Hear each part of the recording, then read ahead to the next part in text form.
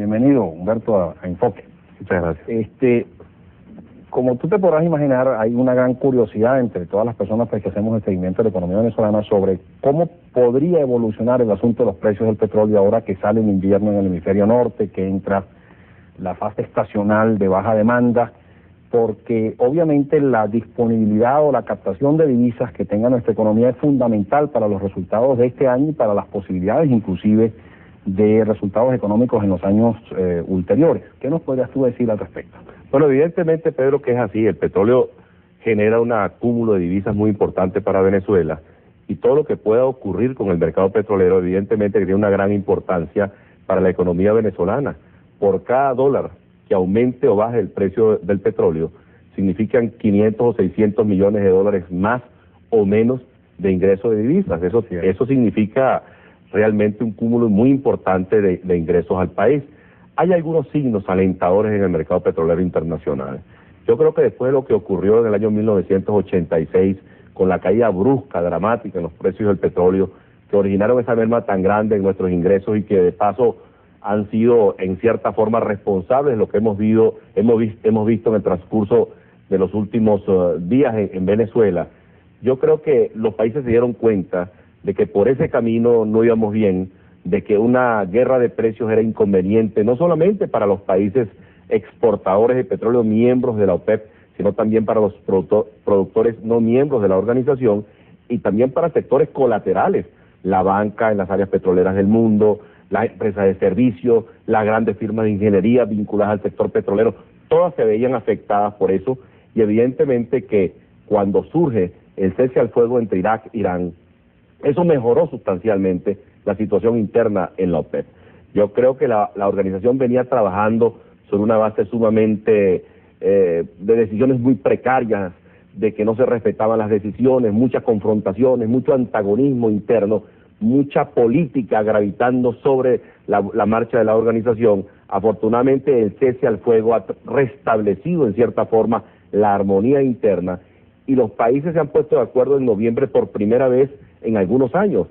Y aparentemente las decisiones han sido respetadas y hemos visto como los precios han mejorado sustancialmente en el transcurso de las últimas semanas. Ahora, ¿por qué no se produjo, Humberto, ese temor que había de que una vez resuelto el problema bélico entre Irán e Irak, iban los dos países a lanzarse a producir cualquier cantidad de petróleo para reponer sus economías internas? Ese temor tan profundo que había, ¿por qué no se produjo? Porque hay dos variables en la ecuación, ¿no?, que son volúmenes y precios. Los países de la OPEP están conscientes que mayores volúmenes no necesariamente significan mayores ingresos. Es decir, produciendo más petróleo, lo que se hace es deprimir más aún el mercado petrolero internacional, que está en el transcurso de los últimos años atravesando por un periodo de una precaria estabilidad. Realmente el equilibrio es muy precario. Poner mayor volumen de petróleo en el mercado internacional significaría un derrumbe nuevamente en los precios y como consecuencia de ello una merma en los ingresos. Por eso que los países han acordado desarrollar una política que propende básicamente a lo siguiente. En primer lugar, ¿cuál es el primer objetivo de la OPEP? La OPEP ha tomado como una determinación propia, es decir, nosotros vamos a mantener y a ir recuperando nuestra participación en el mercado. Vamos a dejar de ser los productores marginales y vamos a buscar lo que fuimos en el pasado, un grupo de países que tenga un peso determinante en el mercado petrolero internacional. Recordemos lo que ha ocurrido del 79 para acá.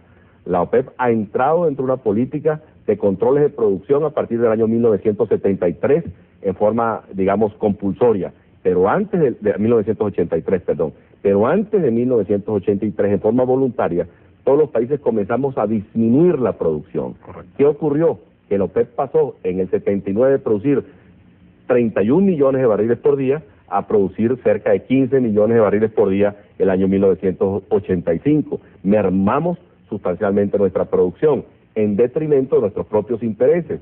Los países no OPEP pasaron de producir cerca de 17, 18 millones a un nivel que actualmente puede estar alcanzando los 30 millones de barriles por día.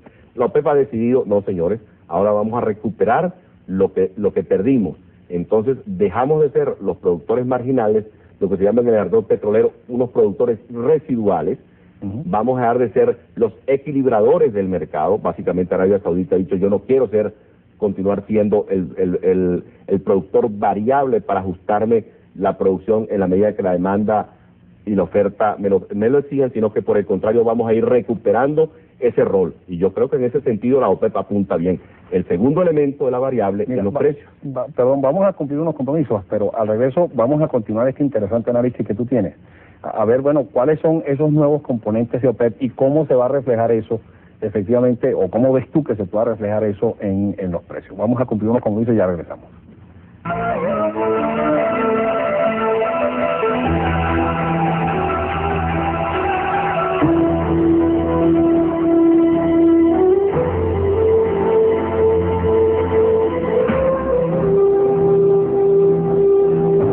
Humberto, nos comentabas tú en el final de la sección anterior que la OPEP había, entre otras cosas, está tratando de ganar nuevamente los mercados que había perdido con los países productores no OPEP.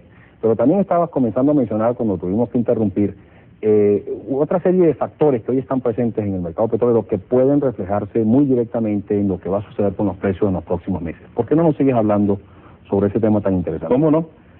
Yo, en primer lugar, Pedro, creo que es importante señalar y que la gente entienda que la OPEP, a pesar de que ha venido aumentando discretamente su producción de un poco más de 15 millones de barriles por día a 18 millones y medio, 19 millones que puede estar produciendo en estos momentos, los precios se han recuperado. Se han recuperado por varias razones. En primer lugar, porque la brusca caída de los precios del año 1986 originó un cierre de producción muy importante, cerca de 800,000 barriles por día en los Estados Unidos de petróleo muy caro, petróleo marginal muy caro, y por otra parte mejoró la situación del mercado petróleo, de los precios de los hidrocarburos, la competitividad de los precios de los hidrocarburos frente a otras fuentes de energía, particularmente el carbón y la energía nuclear. Es decir, que los hidrocarburos son hoy más competitivos en razón de los precios que lo que eran anteriormente. La situación ha mejorado y eso ha hecho que la OPEP haya podido aumentar su producción. El otro elemento con el cual la OPEP ha venido trabajando es con la cuestión de los precios. Yo creo que la experiencia más importante que nosotros podemos sacar es que los aumentos bruscos en los precios o las caídas dramáticas en los precios son inconvenientes para consumidores e inconvenientes también para nosotros los países productores. Eso es correcto. Nosotros hemos visto cómo los aumentos de precios del 73-74 no nos ayudaron todo lo que nos han podido ayudar en Venezuela, como tampoco nos ayudaron los del 79 en 1980. ¿Por qué? Porque el gasto aumenta de manera dramática y por otra parte, porque se desarrollan fuentes alternas de energía, porque se acicatea la sustitución de petróleo por otra fuente, porque hay mayor conservación y porque aparecen otros productores fuera de la OPEP que vienen a competir con la OPEP. Por eso que el segundo, digamos, objetivo de la OPEP en esta nueva etapa que se está viviendo es el mantener un precio alrededor de los $18 por barril que pueda permanecer por lo menos durante los primeros años en términos nominales igual durante los primeros años de la década de los años 90. Es decir, que no haya movimiento, se quede en $18, 91, 92, hasta año 93. Y que a partir del año 1975 puedan los precios ir mejorando, 95, puedan ir mejorando en términos reales, pero básicamente relacionados con la inflación. Es decir, que si la inflación es 5%, aumente en 5%. Aumente 5%. Eso fue lo que tratamos de hacer, en cierto modo, el año 1979, en el Comité de Estrategia a Largo Plazo que presidía Yamani y del cual Venezuela formaba parte y yo como ministro representaba a Venezuela. Desafortunadamente los precios que regían en el mercado oficial eran a fines del 79 $24 por barril y los precios en el mercado ocasional eran de 32 y $34. Era muy difícil convencer a todos los países miembros de la organización que aceptaran ese esquema de precios. De manera tal que producción por un lado, gradualmente aumentando en la medida que la demanda aumente, precios estables para mantener la competitividad del petróleo y sobre todo que pueda predecirse el comportamiento de los precios en el futuro, en términos del futuro. Eso es muy importante para el rescate de la credibilidad de la organización y sobre todo para producir un equilibrio más o menos estable en el mercado petrolero internacional. O sea que, producto de ese análisis que tú has hecho, tú dirías entonces que es legítimo esperar que los precios, y específicamente los precios de exportación de los hidrocarburos venezolanos, puedan lograr esa estabilidad no solamente en los próximos años, sino incluso en los próximos meses, y que durante 1989 y 90 podamos estar hablando de precios en torno a $16. ¿Tú ves las posibilidades de ese escenario como bastante altas? Yo creo que es bastante factible que esto ocurra. En primer lugar, porque la demanda ha ido mejorando.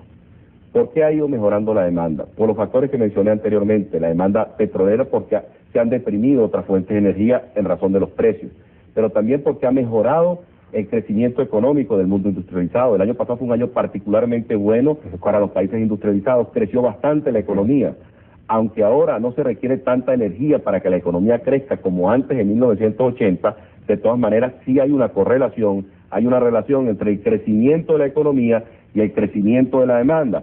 Este año se estima que la demanda puede crecer cerca de 2.5%, eso es cerca de 900.000 barriles por día, lo cual significaría que el año 1989 la demanda petrolera debe estar en el orden de los 49,5 a 50 millones de barriles por día.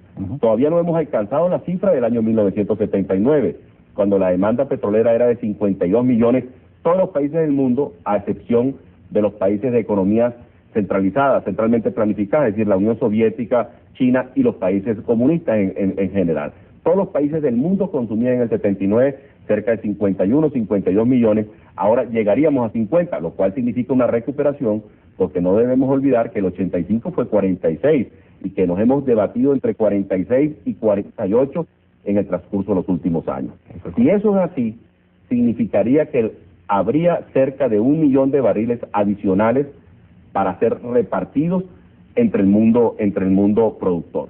Ahora, como la mayoría de los países no OPEP están produciendo a máxima capacidad, se entiende que esa producción adicional podría venir de los países miembros. Le correspondería a la OPEP cubrirlo. Le correspondería a la OPEP, porque la OPEP, así como la OPEP se sacrificó disminuyendo la producción en los momentos difíciles del mercado, pues ahora es lógico que la OPEP recobre esa participación en el mercado en la medida en que la demanda mejore. Por supuesto que esto va a requerir el tercer elemento, que es la cooperación de los países productores no miembros de la organización. Yo creo que hay elementos a favor de que esto ocurra. ¿Por qué? Porque era muy difícil para la OPEP poder solicitar o poder obtener la cooperación de estos países si la propia OPEP no se ponía de acuerdo. No olvidemos que la OPEP pasó desde el año 1980 hasta el año 1988, un periodo muy difícil, básicamente por los problemas geopolíticos del Golfo, por los problemas tan grandes que se presentaban entre los países del Golfo directamente involucrados en la guerra Irak e Irán, pero también el resto tenían participación, unos más, otros menos, pero todos tenían participación en el conflicto, de manera tal de que eso, y siendo todos países miembros, en la mayoría de ellos, miembros de la OPEP, era de esperar que eso tuviera una gran influencia en la marcha de la organización. Eso evitaba, al no ponerse de acuerdo la OPEP internamente, dificultad el poder solicitar de los no OPEP su cooperación, su colaboración. Hoy, ya aclaradas las cosas, ya puestos de acuerdo los países miembros de la organización, hemos visto cómo los no OPEP han ofrecido, y efectivamente lo han hecho, un corte de un 5% de su producción, que no es muy importante desde el punto de vista volumétrico. Yo le he dicho a mis amigos árabes y a mis amigos de la OPEP, eso para mí es irrelevante que sea 5%. Lo que realmente es importante y es relevante y es de fondo es que por primera vez en la historia los países, un grupo importante de países no OPEP, muestran su determinación de cooperar con la OPEP para restablecer el equilibrio en el mercado petrolero internacional. Y eso se ha logrado por primera vez. Esto significa no solamente el corte de los 300.000 barriles que en su conjunto todos ellos están cortando, sino que significa que no hay petróleo adicional en el mercado por parte de estos países. Todo ello mejora sustancialmente el cuadro de la OPEP, y esto es lo que nos hace pensar a los analistas y a quienes seguimos el mercado petrolero internacional, de que en el transcurso de los próximos meses la situación va a tender a mejorar, si no hay cuestiones internas inesperadas. Yo creo que hay que manejar con mucha inteligencia el problema de los Emiratos Árabes Unidos. Yo creo que no podemos crearle falsas expectativas a los Emiratos en el sentido que pueden producir mucho más, y creo que fue sabia la decisión de la reunión celebrada en días recientes de que pospusieron para la reunión de julio cualquier consideración sobre un eventual aumento de la producción, porque se ha planteado por parte de Kuwait de que aumentaran 1,5 millones la producción diaria, la producción. Evidentemente que eso en estos momentos, como bien tú señalabas, cuando empieza una fase de muy poca demanda en el mercado petrolero internacional, que es básicamente el segundo trimestre, hubiese sido contraproducente. Claro. Si acaso en junio se considera pertinente aumentar el 1,5 millones, creo que debería manejarse con mucha cautela e inteligencia la distribución de ese 1,5 millones para que no vaya a producir ningún enfrentamiento que traiga como consecuencia un derrumbe. Una caída de los precios, exactamente. Bueno, yo creo que son por lo menos noticias alentadoras o tranquilizantes un poco las que tú nos estás dando. De nuevo, porque si hay algo que a Venezuela le interesa en este momento es asegurarse la captación de divisas, es un ingreso de divisas sustancial. Pero cambiando un poco de tema dentro de todo este ámbito petrolero, no solamente es eso lo que le interesa a Venezuela. Desde mi punto de vista, para Venezuela es fundamental continuar haciendo una serie de esfuerzos por asegurarse mercados, porque en el largo plazo un país productor de crudos pesados con sus características tan especiales como las nuestras, es para ello fundamental asegurarnos mercados en el futuro. Y creo que ahí todo este problema y toda esta polémica de la internacionalización del petróleo, que ahora pues tanto el presidente Pérez como el ministro Celestino Armas se han en algunos momentos, sobre todo en la campaña electoral, manifestado en contra de continuar con el esquema de internacionalización. Esto es algo que a mí realmente pues me preocupa un poco, porque yo soy partidario de continuar con el proceso de internacionalización. ¿Qué piensas tú al respecto, Humberto? Yo creo que ese es un punto realmente interesante, Pedro, el problema de la internacionalización. Creo que el problema central es que se ha confundido el medio con los objetivos. Creo que muchos de los planteamientos hechos por el candidato Carlos Andrés Pérez y hoy presidente Pérez y por Celestino Armas durante la campaña electoral tienen algo que ver con esto. Cuando nosotros tomamos la determinación de ir a la internacionalización el año 1983, fue básicamente para buscar una salida estable y confiable para nuestro crudo. O sea que el objetivo no es comprar refinerías en el extranjero. Ese es el medio que nos permite a nosotros, en periodos de dificultades en el mercado petrolero internacional, cuando el mercado es muy competitivo, poder colocar en mercados confiables, en mercados remuneradores, un volumen importante de crudo. Ese es el objetivo que perseguimos. Si ese objetivo lo logramos nosotros mediante la adquisición de un 50% de una refinería, lo hacemos. Pero si es necesario, para el logro de ese objetivo, el adquirir no solamente el 50%, sino el 20% o un 15% o un 10%, logrando el objetivo, también se puede desarrollar. Yo creo que aquí es donde ha habido alguna confusión por parte de la nueva administración. Sí, yo creo que es que la confusión centrada ha surgido en el sentido de, bueno, ya no debemos seguir enviando dinero al exterior para invertir en el exterior, sino más bien invitar las inversiones a que se realicen localmente. Vamos a cumplir unos compromisos, pero al regreso yo creo que nos hables un poco sobre ese elemento posiblemente de confusión. Así lo veo yo, como un elemento de confusión. La cuestión es simplemente de determinar si lo que conviene es invertir afuera o invertir localmente, o es que se están confundiendo las cosas. Ya regresamos.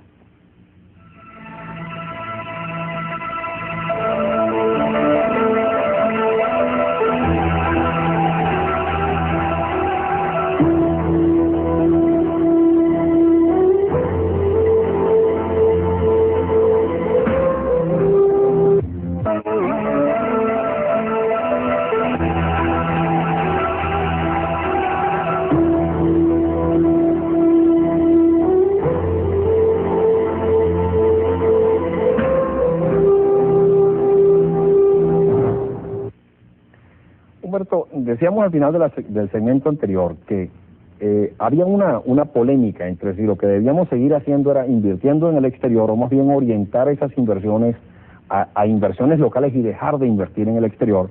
Y aduciendo ese argumento se decía entonces no debemos continuar la internacionalización, sino ahondar más en inversiones locales en el sector petrolero. ¿Cómo ves tú ese punto de vista? Bueno, yo creo que el problema aquí radica, Pedro, en confundir los conceptos, ¿no? Yo creo que las inversiones en el extranjero, repito, se hacían o se han hecho para tener acceso al mercado. Yo creo que no podemos actuar como país con un criterio y una actitud dogmática. Yo pienso que los países deben hacer lo que les conviene, las circunstancias cambian. Yo no creo que podemos comprometer todos nuestros volúmenes de exportación dentro de esquemas de internacionalización. Creo que el volumen actual es interesante, pero lo que yo no estoy convencido plenamente es que debamos parar acá. A lo mejor, si surgen las circunstancias y queremos tener acceso a un mercado en particular, porque es un mercado muy serio, muy estable, muy remunerador, ¿por qué no hacerlo? Lo que yo dudo es que por qué tiene que ser el 50% lo que nosotros tengamos que adquirir en las instalaciones en el extranjero.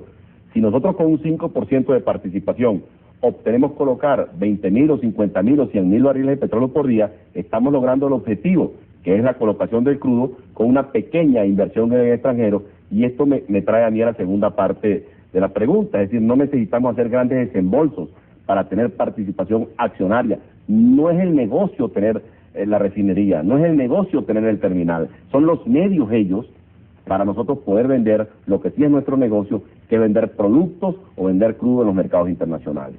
Ahora, yendo a la segunda parte, yo creo que no hay razones, ni políticas, ni económicas, ni técnicas, para que dentro del proceso petrolero venezolano, lo que es la parte nuclear fundamental y básica, exploración, producción, refinación y transporte, participe el sector privado venezolano o extranjero. ¿Por qué? Cuando nacionalizamos la industria hace 15 años, hubo razones políticas que el propio presidente actual Pérez, Carlos Andrés Pérez, se encargó de esgrimir. Era demasiado importante el petróleo para Venezuela, que genera el 90% de nuestras divisas, para que estuviese en manos del sector privado. Y eso fue una de las razones que motivaron, de tipo político, la nacionalización. De manera tal que yo creo que, siendo el petróleo tan importante todavía para nuestra economía, también lo es que nosotros tengamos el dominio de esa industria, para nosotros poderla poner en función del desarrollo nacional y en función de los intereses del país. Luego, desde el punto de vista técnico, el año 1976 nosotros firmamos unos convenios de tecnología porque requeríamos de apoyo extranjero para poder operar nuestra industria petrolera. Eso ha ido disminuyendo y hoy por hoy una de las cosas de las cuales nosotros los venezolanos debemos sentirnos orgullosos es que nuestra industria, con sus defectos, porque como seres humanos los cometen y los cometemos todos, la industria petrolera venezolana está en buenas manos y es eficiente. No hay ninguna razón técnica que nos obligue a nosotros a traer tecnología extranjera para el sector petrolero. Y tampoco hay ninguna razón económica, y esto a mi juicio es lo más importante. No hay en Venezuela ninguna actividad económica para el Estado venezolano convertido o desdoblado en empresario que le permita 67% de impuestos y rentabilidades de 25%. Que en el caso del Estado el 67% también va al Estado. O sea, el Estado venezolano no tiene ninguna alternativa de inversión como empresario mejor que el petróleo. ¿Qué haría yo si tuviese responsabilidad de gobierno en estos momentos? Yo traía la inversión extranjera para aquellas áreas donde hay riesgo, donde no tenemos capacidad técnica para acometer esos proyectos y donde no sea tan remunerador la inversión. ¿Como cuáles? Por ejemplo, petroquímica. Es un universo absolutamente virgen para Venezuela. Nosotros no tenemos mucha experiencia en petroquímica, no está reservada esa actividad al sector del Estado. Hay grandes posibilidades, además una tecnología muy compleja, porque son centenares de pequeñas plantas que podrían instalarse en Venezuela con capital mixto entre capital extranjero privado, capital venezolano privado y alguna pequeña participación del Estado venezolano. Atraigamos las inversiones, exijamos como contraprestación a nuestros socios, con quienes tenemos operaciones conjuntas en el extranjero a través de los procesos de internacionalización, que hagan inversiones en Venezuela en el área petroquímica, que de paso no tenemos ni la experiencia en el manejo técnico, ni la experiencia en el manejo comercial, porque el área comercial de la petroquímica envuelve también un conocimiento muy especializado. No es que nosotros vamos a producir amoníaco o vamos a producir cualquier producto petroquímico y de una manera sumamente fácil lo vamos a colocar en el mercado internacional. Se requiere de una tecnología. En amoníaco quizás no fue un buen ejemplo porque tenemos alguna experiencia, pero en los centenares de pequeñas plantas que podemos nosotros instalar en Venezuela en estos momentos donde hay grandes dificultades económicas, que significarían un ahorro de divisas, cubrir el mercado interno con esos productos y todos los excedentes poderlos colocar en el mercado internacional. Y sobre todo a mí me parece que es asegurarnos la colocación de esos productos en el mercado internacional, porque nuestros socios en el negocio petrolero también nos abrirían mercados en el negocio petroquímico.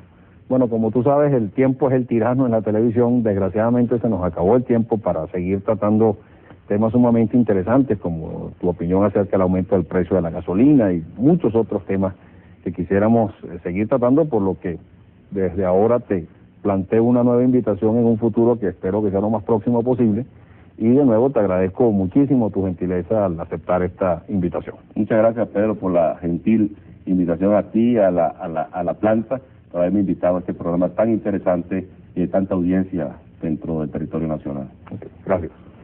Reciban un cordial saludo y hasta la próxima.